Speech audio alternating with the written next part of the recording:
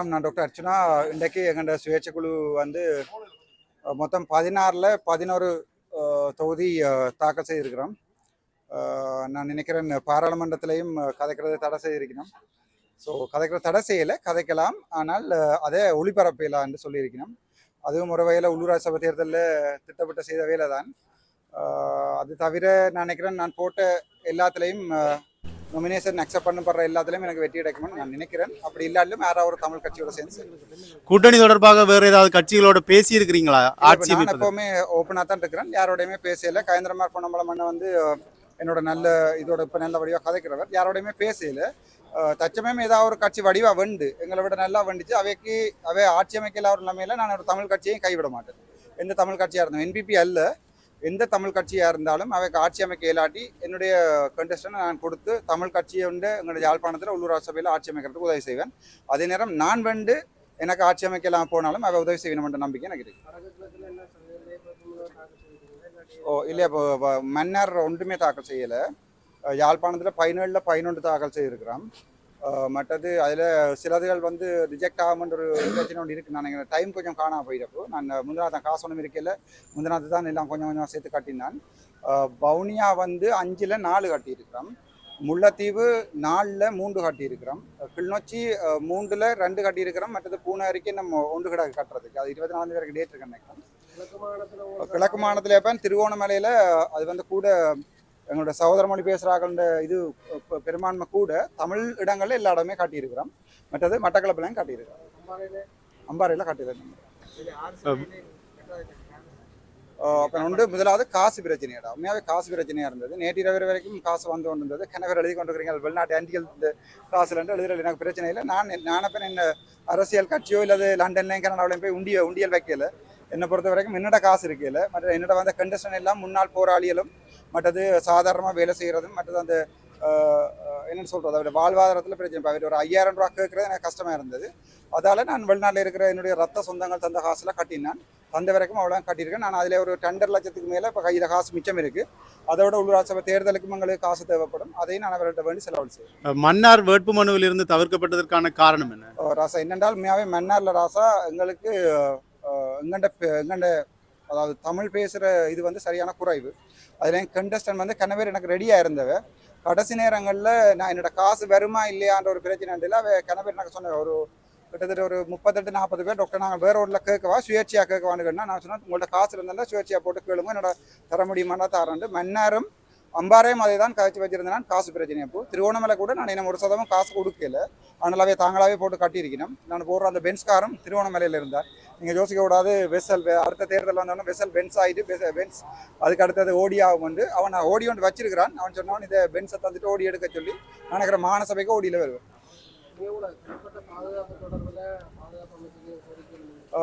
கொடுத்தனான் பெண் பாராளுமன்றத்தில் சபாநாயகர்கிட்ட கொடுத்தனான். அது தவிர பாராளுமன்றத்திலிருந்து சீனியர் டிஹெச்சிக்கும் அந்த கடிதம் அனுப்பப்பட்டது. என்பிபி அரசாங்கம் நான் உயிரோடு இருக்கிறத விரும்பல, நான் கதைக்கிறத விரும்பல, அவைக்கு பெரிய ஒரு தலையடி என்று அவை பல தடவை தங்களுடைய என்ன சொல்கிற மீடியா இதில் சொல்லியிருக்கணும். ஸோ நான் சாகிறதுக்கு அவைக்கு சந்தோஷம், ஆனால் அது தமிழ் மக்களுக்கு சந்தோஷமா இல்லைன்றதை தெரிஞ்சுப்பாக்கும். ஆனால் அதுக்கான நான் பயப்படலை. நான் நினைக்கிறேன் சிங்கள மக்களாலேயோ அல்லது வேறு ஒருத்தராலையும் எனக்கு பிரச்சனை வராது. எனக்கு எங்களுடைய சிறுபான்மை இனத்தால தான் பிரச்சனை வரும். 8 அமர்வுகளில் உங்களுடைய பேச்சு நேரடி ஒளிபரப்பு செய்யக்கூடாது என்று விதிக்கப்பட்டிருக்கிற தடை வந்து உள்ளூராட்சி சபைகளில் நீங்கள் தோற்க வேண்டும் என்பதற்கான திட்டமிடல் என்று எதை அடிப்படையாக வைத்து சொல்கிறீர்கள்? என்னண்டா அப்போ உங்களுக்கு தெரியும், கடைசியாக நடந்த சில உள்ளூராட்சி சபையில் எங்கண்ட பாராளுமன்றத்தில் வரவு செலவு திட்ட அறிக்கையில் அதில் மேஜர் இன்வெஸ்ட்மெண்ட் ப்ராஜெக்ட்னு ஒரு பெரிய புத்தகமே இருக்குது. அதை நான் எடுத்து வாசித்து பார்க்கல கல்விக்கு 4.5% யாழ்ப்பாணத்துக்கு, கிழக்கு 5.4%. அதை விட விவசாயமோ நீர்ப்பாசனத்துறையோ உள்ளூராட்சியோ ஒன்றுமே முக்கியமாக முஸ்லீம் மக்கள் எனக்கு எதிராக சொல்லி நீங்கள் பார்த்துருப்பீங்க. முஸ்லீம் மக்களுக்கு ஸ்பெஷலாக உதாரணத்துக்கு ஒன்றுமே ஒதுக்கப்படையில்லை. அது சம்பந்தமாக நான் பாராளுமன்றத்தில் உங்களுக்கு தெரியும் 280 மில்லியன் வடக்கு கிழக்கில் நான் நினைக்கிறேன் விவசாயம் அல்ல மீன்பிடி குடும்பங்கள் இதை மேம்படுத்துறதுக்காண்டி வந்தது. அந்த 250 மில்லியன் எங்கேன்னு தெரியாது. அதை கேட்ட நேரம் அவ சரியாக கஷ்டப்பட்ட வேண்டி வேறு இந்த கேள்வியெல்லாம் கேட்குறாருண்டு நான் நினைக்கிறேன். நான் அடுத்தடுத்த டிசிசி மீட்டிங்கள்லையும் பங்கு பெறது கொஞ்சம் சந்தேகமாக இருக்கும். என்றால் அமைச்சர் சந்திரசேகர் நான் விரும்ப மாட்டேன், நான் வாரது அலையாக இருந்தால் நான் இன்விடேஷன் வந்திருக்கு 28ஆம் தேதி கிளிநொச்சிக்கு போட்டிருக்கணும் போவேன்.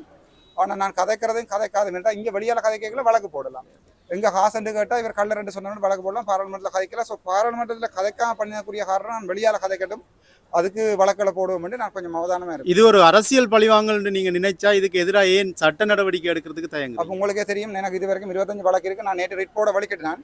அப்புறம் ஜோதிச்சு நான் 8 நாள் எழும்பிட்டு வணக்கம் சொல்லி போட்டு இருப்போம் ஜோதிச்சு நான் என்னென்றால் நான் கதைக்கிறத வைக்க பிடிக்கலைன்னு சொன்னால் அது வெளியால் வரையலான்றதை நான் கட்டாயம் பாராளுமன்ற காட்சி தான் வரவன் இல்லை. நான் கதைக்காத கூட எழுதுவியல் நீங்கள். ஆகவே நான் ஏதாவது சொல்ல போறேன்றதை நான் உங்களுக்கே சொல்லியப்ப எங்கள் மக்களுக்கு சில அனுப்பலாம வழியே பாராளுமன்றத்தில் கதைச்சு தான் செய்ய வேண்டியில்லை. பட் என்னோட சொல்றேன், பாராளுமன்றத்தில் நாங்கள் கதைக்கிற எல்லா விடயங்களையும் ஆக்ஷன் எடுக்க போறதில்லை. நீங்க நினைக்கிற மாதிரி ரஞ்சன் ராமநாயக்கம் சொன்ன மாதிரி அவங்க எல்லாரும் உள்ளுக்குள்ள நல்ல நண்பர்கள். அது தெளிவாகவே சொல்றேன் உங்களுக்கு. அது மக்கள் தான் ஏமாற்றப்படுறோம். இதுல நிக்கிற மக்கள்ல இருந்து மைக் பிடிக்கிற ஆக்கள்ல இருந்து எல்லாருமே ஏமாற்றப்படுறோம். உள்ளுக்குள்ள நடக்கிறது வேற, வெளியே நடக்கிறது வேற. அதுகளை கதைச்சிடுவனும் மைக்கில் என்ற பயம், அவ்வளவுதான். முன்னாள் தமிழ் பாராளுமன்ற உறுப்பினர்கள் சிலருக்கு இன்றும் யாழ் மாவட்டத்தில் சுமந்திரன் ஐயாவுக்கு சொல்லுங்க, பேரோட சொல்லுங்க. இல்லையா பெண், அது என்னென்றால் என்பிபி அரசாங்கம் யாரை பாதுகாக்க வேண்டும், யாரை பாதுகாக்க கூடாதுன்றதை அவ தான் தீர்மானிக்கணும். அவையை பொறுத்த வரைக்கும் சுமந்திரன் ஐயா எங்களுடைய சர்வதேச விசாரணையை நீட்டு போன ஆள். அடுத்தது எங்களுடைய அரசியலமைப்பு மாத்தைகளையும் அவரைத்தான் தாங்கள் பிரதிநிதியாக, பாராளுமன்ற உறுப்பினரும் இல்லை, ஆனால் அவரைத்தான் பிரதிநிதியாக எடுக்க போயிடுமா. அப்படியான நிலையில நான் நினைக்கிறேன் தமிழர்களுக்கு கடைசி சங்கும் ஊதுப்படும். அர்ஜுனா ராமநாதனுக்கு எதிராக ஏறக்குறைய 25 வழக்குகள் பதிவு செய்யப்பட்டிருக்கிறது. இருக்கு. ஏதாவது ஒரு வழக்கு அர்ஜுனா ராமநாதன் பதிவு செய்வாராக இருந்தால் எப்பொழுது இந்த முதலாவது வழக்கை பதிவு செய்ய போகிறீர்கள்? எதற்கு எதிராக பதிவு செய்ய போகிறீர்கள்?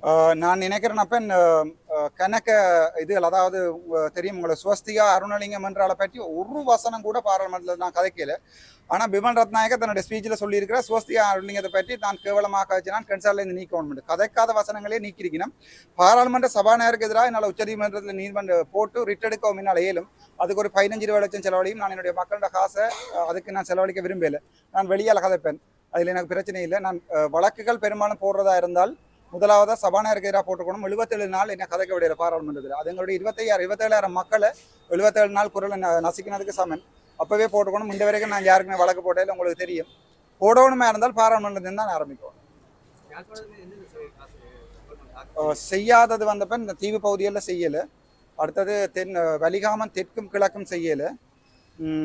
அதை விட அந்த அவ்வளோதான். வல்லுறுத்துறை நான் ஃபுல் க்ளீன். அது வல்லுறுத்துறை கூட ரிஜெக்ட் பண்ணப்படவும் மாட்டுது. எனக்கு அது யாழ்ப்பாணத்தில் ஒரு சின்ன சந்தேகம் இருக்குது, ரிஜெக்ட் பண்ணப்படலாம் ஒன்று. ரிஜெக்ட் பண்ணப்பட்டால் எங்களுடைய தமிழ் மக்கள்கிட்ட ஒரே ஒரு கோரிக்கை, என்னுடைய வேட்பு நிராகரிக்கப்பட்டா, யாழ்ப்பாணத்தில் நிராகரிக்கப்பட்டா கஜேந்திரகுமார் பொன்னம்பலத்தின் கட்சிக்கு போட சொல்லி நான் தாழ்மையோட கேட்கிறேன். யாழ் மாநகர சபை மேயர் வேட்பாளராக உங்களுடைய சட்டத்தரணி கௌசல்யா அவர்களை நியமித்திருப்பதாக சொல்லியிருக்கிறீர்கள். அவருடைய வதிவிடம் தொடர்பான ஒரு சிக்கலும் ஒருவேளை வெற்றி பெற்றால் அது சவாலுக்கு உட்படுத்தப்படலாம். உங்களுக்கு முதல்ல தெரியும், மணிவண்ணனுடைய இதையும் சவாலுக்கு உட்படுத்தினவே. அது கடைசி அந்த இதை சுமந்திரன் விட்ரோ பண்ணினவர். நான் நினைக்கிறேன் எங்கள்கிட்ட இந்த ஜாழ்ப்பாண நொமினேஷனில் ஒரு சின்ன ஒரு இஷ்யூ ஒன்று இருக்குது. என்னென்றால் அவரோட அதுக்குரிய சட்டத்தை தேர்தல் ஆணையாளர்கிட்ட கேட்டு நான் அப்போ அவர் சொல்லியிருக்காரு, இந்த சட்டத்தில் ஒரு சரத்தும் சொல்லவில்லை, இந்த இடத்துல பெர்மனண்டாக வசிக்கணும். பதிவிட முகவரின்னு தான் போட்டிருக்கு. அப்போ ரெசிடென்ட் அட்ரஸ் தான் இருக்குது. யாராவது வழக்கு போட்டால் அது சம்மந்தமாக வழக்கு போகும். ஆனால் அந்த வழக்கு முடியறதுக்கு முன்னாடி கௌசல்யா MP ஆயிடுவா. நான் மாநசபைக்கு வர வேண்டிய நம்பிக்கை இருக்குது.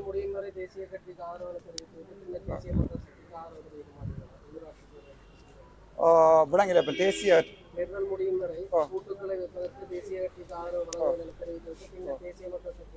தேசிய மக்கள் சக்தியோட நான் நினைக்கிறேன் என்னுடைய உறவு நான் தெளிவாக நான் நிறைய கதைக்கிறது சொல்றாரு. இனிமேல் நான் சொன்னான் உங்களுக்காக நான் உயிரை கொடுப்போம்னு சொன்ன அதே வாயால சொன்னான். இனிமேல் தேசிய மக்கள் சக்தியோட எந்த தொடர்பும் எனக்கு இருக்காது. ஏனென்றால் அவ என்ன ஜனாதிபதி வாரான்றதுக்காண்டி தேடி பிடிச்சி அரெஸ்ட் பண்ணது உங்களுக்கு வடிவாகவே தெரியும். இப்போ கூட செவந்தி அரெஸ்ட் பண்ணல. ஆனால் ராமநாதன் அர்ச்சனோட ஃபோனை ட்ராக் பண்ணி அரெஸ்ட் பண்ணுறதுக்கு எங்களுடைய இலங்கை காவல்துறை திட்டமானதாக இருக்குது. என்பிபியோட நான் நினைக்கிறேன். ஏனென்றால் நான் பாராளுமன்றத்துக்கு போகணும்னா எனக்கு அனுபவம் குறைவு. போன அப்புறம் தான் எனக்கு விளங்குது. நாங்கள் எங்களுடைய தேசிய மக்கள் சக்தி என்பிபி தானே, என்பிபிக்கு எங்களுடைய வாக்களை இந்த மாதிரி உள்ளூராட்சி சபையில் கொடுப்பமா இருந்தால் நாங்கள் எங்களுக்கு வைக்கிற கடைசி உலையாக இருக்குது நினைக்கிறேன். மாநகர சபையில் மேபி ரிஜெக்ட் பண்ணலாம். ஆனால் அது அட்ரஸ் பிரச்சனை இல்லையா. இப்போ எங்களுடைய ஃபார்மில் வந்து அந்த என்ன சொல்கிறது ஐடென்டி கார்டு உறுதிப்படுத்தாமல் சிலதுகள் இருக்குது. மற்றது பர்த் சர்டிஃபிகேட் உறுதிப்படுத்தாமல் சிலதில் கொடுத்துருக்கு. நான் ஓப்பனாகவே சொல்கிறேன். அதால் பெரும்பாலும் 100க்கு 95% ரிஜெக்ட் பண்ணக்கூடிய சாத்தியபூர்வம் ஒரு மாநகரத்தில். நான் நினைக்கிறேன்னப்ப சாவச்சேரி, அதை விட வலிகாமம், பருத்தித்துறை, வடமராட்சி நான் வெளிவரன்னு நினைக்கிறேன். மக்கள் தான் தீர்மானிக்குவோம். மக்கள் தீர்ப்பு மாயசன் தீர்ப்பு. எதப்போ இப்படித்தானே அப்போ நான் கதைக்கிறதா இருந்தால் பாராளுமன்றத்தில் தான் கதைக்கணும் ஆசா. நான் என்னுடைய சொந்த யூடியூப்லேயே நான் என்னுடைய கருத்துக்களை தெரிவிக்கலாம், அது மக்களுக்கு போகும். நான் நினைக்கிறேன் என்னை பொறுத்த வரைக்கும் பாராளுமன்றத்தில் தன்னிச்சையா சாதாரண ஒரு கம்ப்ளைண்ட் ஒன்று வந்து உங்களுக்கு தெரியும், வழக்கில் நீதிபதி எடுத்தோன்னே படாரன்ட்டு உள்ளூராட்சி தேர்தல் முடியும் வரைக்கும் நிப்பாட்ட மாட்டேன். அதுக்கு ஒரு கொமிட்டியை ஃபார்ம் பண்ணணும். அந்த கொமிட்டியை ஃபார்ம் பண்ணி அந்த கொமிட்டி டிசைட் பண்ணணும் மறுச்சுனாங்க எத்தனை நாள் நிப்பாட்டுறேன். ஆனால் உங்களுக்கு தெரியும் எங்களுடைய விமல் ரத்நாயக எழும்பி ஸ்வஸ்திகா அருள்லிங்கத்தினுடைய பேரை நான் பாவிச்சதா சொல்லியிருக்கிறேன். அதுக்கு அடுத்தடுத்த நாட்களில் மேலே இருந்து வாசிக்கப்பட்டிருக்கிறது அர்ச்சுனாக்கு 8 நாள் உள்ளூராட்சி தேர்தல்கள் முடியும் வரை கதைக்க தடை. இது உங்களுக்கு தமிழ் மக்களுக்கு சிம்பிளாக விளங்கும். ஒட்டு விளக்கமும் கோரப்படவில்லை. நான் இல்லாத அதான் சொல்றது, இல்லாத இடத்துல வையக்கூடாதுன்னு சொல்லி நான் அந்த இடத்துல இல்லாத நேரத்தில் வை இருக்கணும். நான் இருந்து வயதாலும் வழியால் பெறக்கூடிய மாதிரி செய்திருக்கணும். இது ஒரு தமிழருக்கான ஒரு பெரிய இதுன்னு தான் நான் எதிர்பார்க்குறேன். நீங்கள் சில பேர் என்ன கடிச்சு கொண்டு இருக்கிறீர்கள் பர்சனலாக, நான் உங்களுக்கு கொண்டு சொல்கிறேன் தம்பி, நானும் விட்ரோ பண்ணி போயிட்டா திருப்பியும் நீங்கள் 2009ஆம் ஆண்டு அரசியலுக்குள்ளே போய் நிற்பீங்கள். அது உங்களை பொறுத்து யாரும் எனக்கு அடிக்கிற பிரச்சனை இல்லை. நான் தெளிவாக நான் என்ன சொல்கிறேன் என்றால், நீங்கள் என்ன அடிக்கிறேன்டா எங்களோட தமிழ் தேசிய கட்சிகளுக்கு எல்லாருக்கும் அடிச்சு கொண்டு இருக்க என்பிபி வின் பண்ணி கொண்டு இருக்கு. தயவுசெய்து உங்களோட கண்ணை மற்ற பக்கம் திருப்புங்கோ, என்னுடைய பர்சனலாக இருந்து அடியுங்கோ.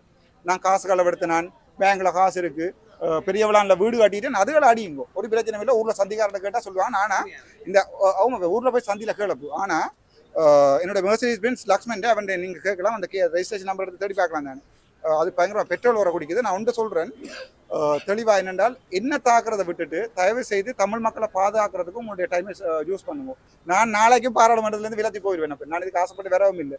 கடைசியாக நீங்கள் சுட்டு கொண்டு இருந்து கூட எங்கள்கிட்ட ஆளை காணின்னு பார்க்காம நீங்கள் அந்த சக்தியை தயவு செய்து தமிழ் மக்களுடைய எதிர்காலம் ஏதாவது பிரயோசனம் படுறதுக்கு செலுத்தணும். நினைக்கிறேன் மாநசபை தேர்தல் அவர் இப்போதைக்கு நடத்த மாட்டினோம். அவர் உள்ளூராட்சி தேர்தலை வச்சு தான் நான் டிசைட் பண்ணிவிட்டேன் மாநசபை நடத்துறதா இல்லையாண்டு. நான் நினைக்கிறேன் என்பிபிக்கு ஒரு பயங்கர தோல்வி ஒன்று வேறு உங்களோட தமிழ் கட்சிகள் இந்த மாதிரி வெல்லுமென்று நான் எதிர்பார்க்குறேன். நான் தமிழ் கட்சிக்கு சப்போர்ட் பண்ணுறதுக்கு ஆசைப்படுறேன். நானே சொல்லியிருக்கிறேன், கயந்திரமார் பொன்னம்பத்துக்கு என்னுடைய ஜாழ்ப்பாணத்தில் என்னுடைய ஜாழ் மாநகர சபை ரிஜெக்ட் பண்ணப்பட்டா எனக்கு போடப்படுற ஓட்டுகள் அவ்வளவும் கயந்திரமார் பொன்னம்பத்து அவருடைய வேட்பாளருக்கு போட சொல்லி நான் சொல்லியிருக்கிறேன். நான் சில மச்சுகள் முடியும் வரைக்கும் தான் கஷ்டப்படுறேன். மச்சு முடிஞ்சு விசில் ஊதினா பிறகு மச்சு பேர் ஜோதிச்சு பிரியோசனம் இல்லை. விசில் எனக்கு எதிராக ஊதுப்படும், அது 100% சந்தேகம் இல்லை. எனக்கு ஜாழ் மாநகர சபை ரிஜெக்ட் பண்ணப்படும், அது பிரச்சனை இல்லை. கயந்திரமார் பொன்னம்பலத்தினுடைய கட்சிக்கு என்னுடைய வாக்கள் அவ்வளவும் ஜாழ் மாநகர சபைக்கு மட்டும் போடும்படி கேட்டுக்கொள்ளும். தமிழ் தேசிய கட்சியில் நீங்கள் வடிவா பார்த்துருமே எனக்கு பக்கத்தில் இருக்கிறத நான் ஒரு நாள் கூட பேடாக ட்ரீட் பண்ண இல்லை. என்ன நானும் அவர் பக்கத்தில் இருக்கேன், பெருமடா சப்பாத்தில் வர இடிக்கலாம். ஆனால் ஒரு நாள் கூட பேட், அந்தளவுக்கு ஜென்டில்மேன். அதால தான் நான் சொல்கிறேன் என்றால், அவர் என்னை பொறுத்த வரைக்கும் அவருடைய தையீட்டு விகார சம்பந்தமான கருத்துக்கள் எனக்கு எதிர்கருத்து இருந்தாலும் என்னடா காணி உரிமையார் இல்லாதால தேசிய மன்றத்துக்குள்ள நான் நினைக்கிறேன் சுமந்திரன் உட்பட ஸ்ரீதரன் எல்லாருமே விலை போனாக்கள். உங்களுக்கு பார்த்துருப்பீங்க கிட்டத்தட்ட ஸ்ரீதரன் ஐயா சொல்லியிருப்பார் ஸ்பீச்சில் தான் என்பிபிக்கு சப்போர்ட் உண்டு பார்த்துனீங்களே. ஆனால் இதுவரைக்கும் எங்களுடைய கயந்திரகுமார் பொன்னம்பலம் கூட எங்களோட பாதுகாப்பு வரவு செலவு திட்டத்தில் அவர் எதிராக போட்டுட்டு பார்த்து கொண்டு வந்தவர் அர்ச்சனா அங்கே ஓட் பண்ணுறாரு. நான் அவருக்கு சார்பாக தான் ஓட் பண்ணினா. அவர் சொன்னவர் நீங்கள் எனக்கு தான் ஓட் பண்ணியிருக்கீங்க, நன்றியாக போண்டு. எனக்கு அவரோட தனிப்பட்ட எந்த கோபமும் இல்லை. என்னுடைய இதே டிசிசி மீட்டிங்கில் அர்ச்சனாவை சாவச்சேரியை விட திலத்தினா நெல்லமென்று சொன்னதுக்காக தான் நான் அவரோட கோவப்பட்டிருந்தேன். அவர்கிட்ட சொன்னால் அண்ணா எனக்கு சரியான மனம் இப்போ வலிக்குது, நீங்கள் வைத்தியசாலையில் என்ன விட திலத்தினா நெல்லமென்று உங்களோட கையேந்திரன் சொல்லியிருக்கிறாருன்னா ரைட் அப்படியா நான் கேட்டு பார்க்குறேன்னு சொன்னேன்.